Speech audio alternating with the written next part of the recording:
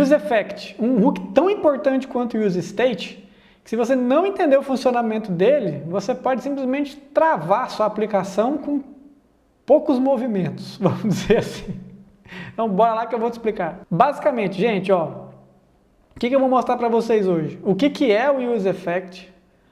Qual que é a questão com a matriz de dependência do UseEffect em relação a comparativo de valor para o comparativo de referência? Isso aqui dá muito problema e muita confusão. A questão de unmount do UseEffect e os principais problemas.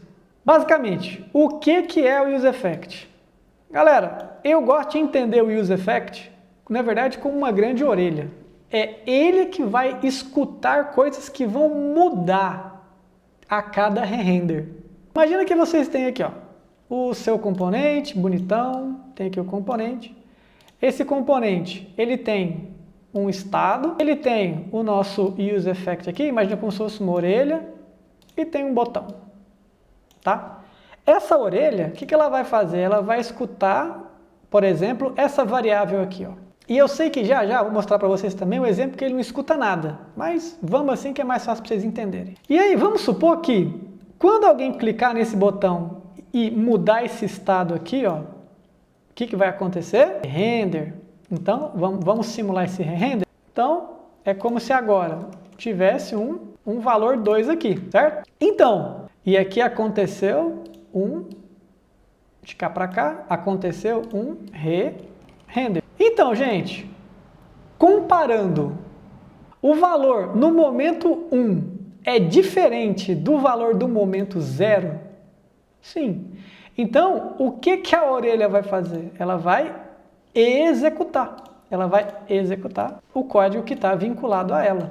E é só isso? Só isso. Esse é o UseEffect. Tá? Agora, vamos partir para o código para mostrar para vocês alguns exemplos? Ó, então, bora começar com o mais simples de todos aqui, que é o UseEffect sem nenhuma dependência, que ou seja, é o início do ciclo de vida do componente, que eu vou mostrar para vocês.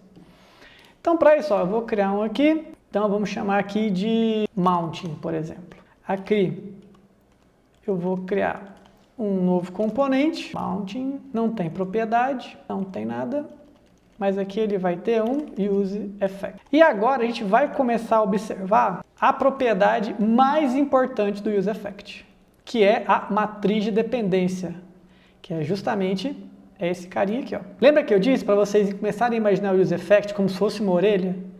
Aqui é o que vai disparar a execução, tá?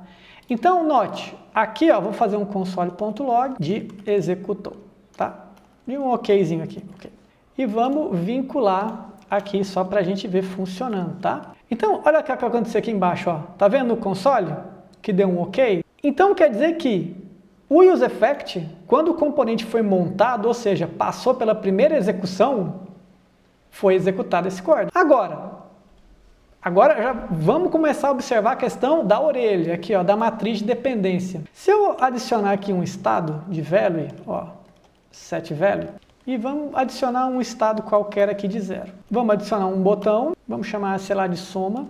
E o que esse botão vai fazer, basicamente?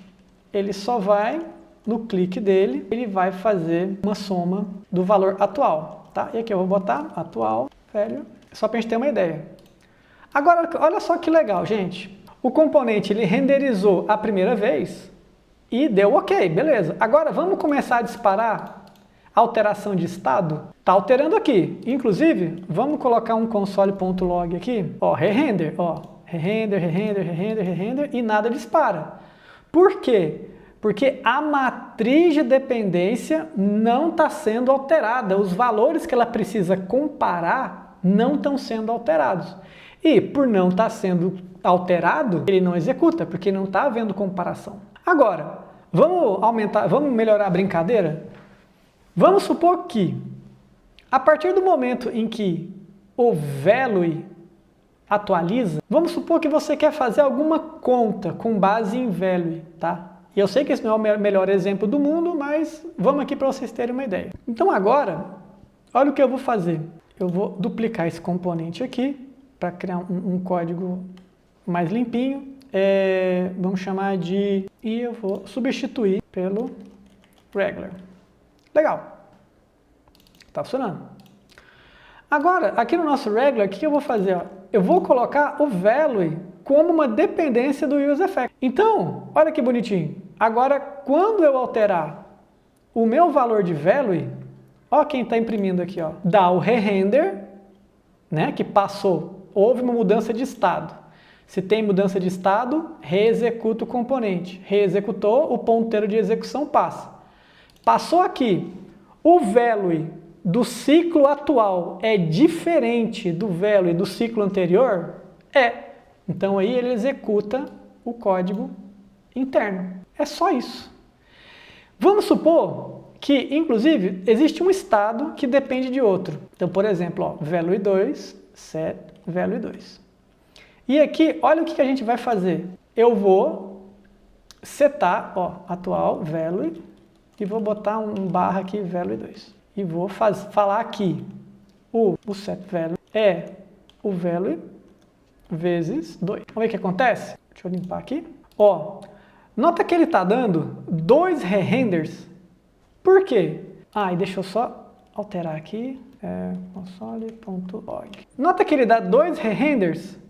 Ele dá o primeiro re-render do set value e aí ele entra no useEffect, porque o valor é diferente do passado, mas dentro do useEffect ele atualiza o outro valor, que gera um outro re-render, que dispara essa função novamente, mas o value não é diferente da anterior, então ele não entra aqui. Tá? Então é por isso que existiram 2 re-renders, porém com uma mensagem só de alteração.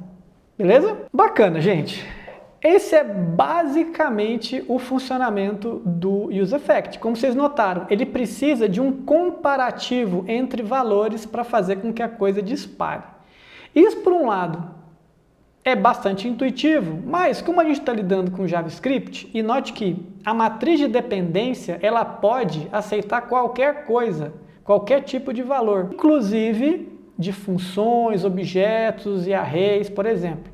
Vamos simular para ver alguns problemas disso? Eu vou criar aqui um outro componente, ó, chamar de comparing. E eu vou comentar aqui. E qual que vai ser o problema do comparing? Olha só, como é que nós vamos começar a brincar aqui. Note aqui, o useEffect ele precisa de comparar valores. Só que o nosso amigo JavaScript, né, isso aqui ó, vai equivaler a um sinal de igual, igual, igual. Então, gente, qual que é o problema disso? No JavaScript a gente tem basicamente 2 grupos de valores. As coisas que se comparam através de valor e as coisas que se comparam através de referência. Coisas que se comparam através de valor são strings, números, booleanos. Então, isso vai ser comparado através de valor. Ou seja, aqui ó, vem comigo aqui no lado. Se eu fizer aqui A é igual a A, vai ser verdadeiro.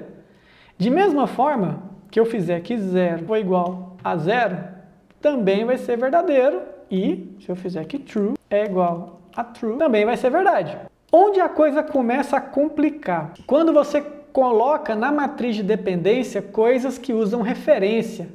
Então, por exemplo, vamos supor que eu vou fazer aqui ó, uma function full, né, que vai ter um console.log de, por exemplo.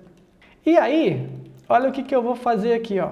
Eu vou colocar ela para executar aqui dentro e, como boa prática, já que ela está no mundo externo, eu vou colocá-la como uma dependência aqui. E ó, eu sei que aqui deu uma mensagenzinha de erro, não é bem de erro, é de um warning, mas eu não vou entrar nisso agora, já num outro vídeo a gente vai entrar, que é do famoso use callback. Mas vamos lá. Olha o que vai acontecer aqui, ó. Eu vou dar só uma limpadinha aqui, ó, deixar só o value, que a gente não precisa do outro value, e boa. E vou começar a somar, ó, tá então, tudo certo aqui. Mas, vocês começam a notar uma coisa esquisita? Nota que foo está executando toda hora, o que é estranho, porque e se eu fizer assim, ó, vou fazer um const aqui de um valor aqui, por exemplo, de um de meu valor aqui, que vai ser uma string A, por exemplo. E essa string A, eu vou substituí-la aqui e vou botar um console.log de myval aqui, ó. Vou limpar e vou começar a atualizar estado. Nota que esse hook, ele nunca é reexecutado. Por quê? Porque ele compara esse valor do ciclo atual com o valor do ciclo antigo. Ou seja, para tipos naturais, como por exemplo, numéricos, ó, nota que não tem outro rerender, numéricos, strings e booleanos, ó, a comparação que ele usa é a comparação dos três iguais, que é de por valor e tipo. Agora, se a gente usa tipos que são comparados por referência como função, como essa foo, né? Vamos botar a foo para executar. Ó, quanto? Vamos botar nossa função de log aqui, que ela é mais bonitinha, né? Olha lá, está sempre executando.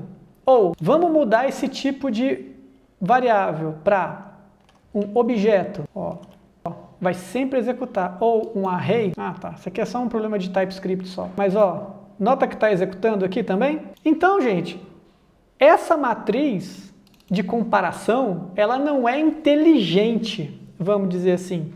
Você precisa ter a noção de qual tipo de valor você está colocando aí. E é por isso que é tão importante você também saber, nos próximos vídeos que eu vou explicar, do use callback e do use memo, que vai te prevenir a ter também todos esses re-renders estranhos aqui fora do seu controle, que parecia super intuitivo, mas por causa de como o JavaScript compara valores, você pode estar se metendo numa enrascada, tá bom? Beleza, mas isso a gente falou sempre de comparação, ou seja, o effect, toda vez que ele detectou alguma coisa, ele vai executar. Mas existem casos que você precisa desfazer alguma coisa. Então, o useEffect ele também conta com um recurso de unmount. Ó, vou mostrar para vocês. E o que vai ser o unmount? E o que vai ser o unmount? Ó, vamos botar ele aqui. O unmount, ele vai disparar a cada vez que aquele evento for ser ignorado. O unmount, ele vai executar antes do próximo evento ser executado. Então, por exemplo, aqui, ó, nesse console desse useEffect, que eu tenho esse log aqui do valor atual, ó, 0, 1, 2, 3. O unmount, ele é o seguinte, todo effect, ele retorna uma, e é essa function que é a function de unmount. Então, por exemplo, se eu fizer isso aqui, ó, vocês vão ver que a gente tem, ó que bonitinho. Antes de executar o próximo ciclo, ele vai desarmar, ele vai executar, fala assim, olha, eu vou alterar. Então, se você precisar fazer alguma coisa, faz aqui. Então, esse é o famoso unmount do effect. E onde isso é geralmente utilizado, gente? Quando você tem, às vezes, eventos do HTML. Então, que você, para não assinar um dentro do outro a cada vez que você faz um effect, com o unmount você desassina esses eventos, tá? Então também é uma forma bem interessante de você tratar esse cenário. Boa! E agora vamos falar dos grandes problemas aí do useEffect. O primeiro, eu acho que mais curioso, tá? Que é o seguinte. Obviamente a gente está fazendo aplicações web. E aplicações web têm chamadas a serviços, assíncronas. E é muito comum a gente querer disparar essas chamadas dentro do useEffect. Afinal de contas, quando o componente monta, você quer ter uma relação de alguma coisa, né? Mas, nota que o useEffect, ele vai retornar uma function. E isso pode ser um problema. E eu vou mostrar para vocês, que eu vou chamar de problema com async. E qual que é o problema com async? Olha, vamos supor, deixa eu já deixar montadinho aqui. E qual que vai ser o nosso problema com async, ó. A gente está mexendo com requisições.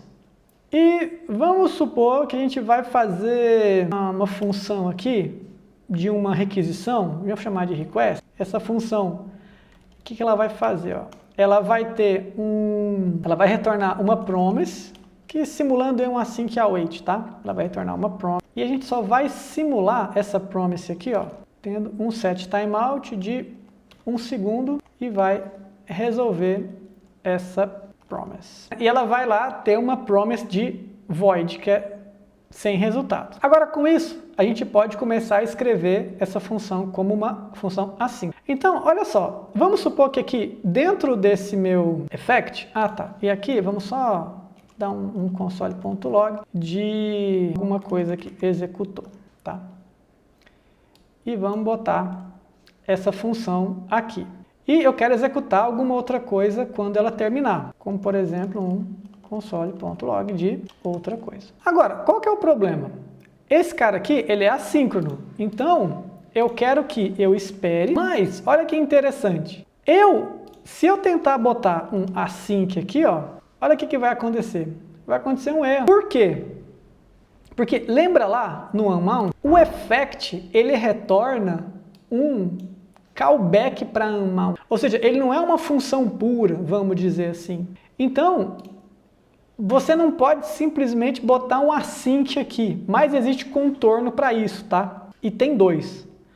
O primeiro e o mais fácil é o seguinte, é você criar uma função aqui dentro. Eu vou mostrar 3 formas de fazer. Uma função do tipo, sei lá, execute, por exemplo. Essa função, ela é assíncrona. Você coloca a sua request aqui dentro, espera e o console.log aqui, e logo embaixo você a executa, tá? Vamos ver se funciona. Ó, já executou lá embaixo. Eu vou mudar o value, ó, executou outra coisa. Executou outra coisa. Então, tá funcionando. Mas, nota aqui, dessa forma aqui, ó, você tem sempre que executar essa função aqui para que isso aqui funcione de forma assíncrona. Existe também uma forma bem elegante chamada de self, que é, você pode fazer isso aqui, dessa forma, e botar o seu código aqui dentro, que vai funcionar normalmente. Bacana?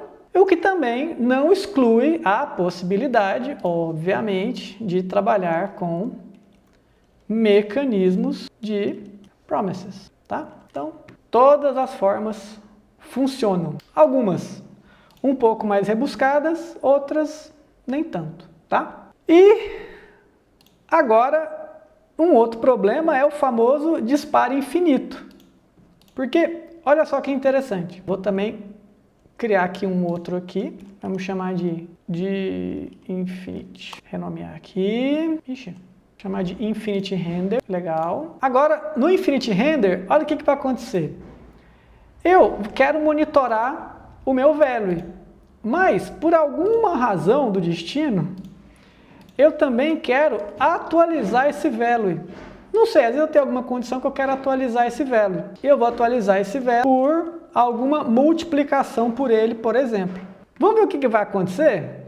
Ó, vou clicar em somar e ó, nota que ele disparou uma série de coisas aqui dentro. Por quê? Porque ele alterou o valor, deu re-render. Com o re-render, ele atualizou isso aqui, ele atualizou o valor, deu re-render e por aí vai até acabar. Então, gente, é sempre muito importante vocês terem noção do que significa essa matriz de dependência, porque ela vai ser chave, literalmente, para a sua aplicação travar ou não e para como o efeito vai funcionar ou não. Beleza? Espero que vocês tenham gostado e até a próxima!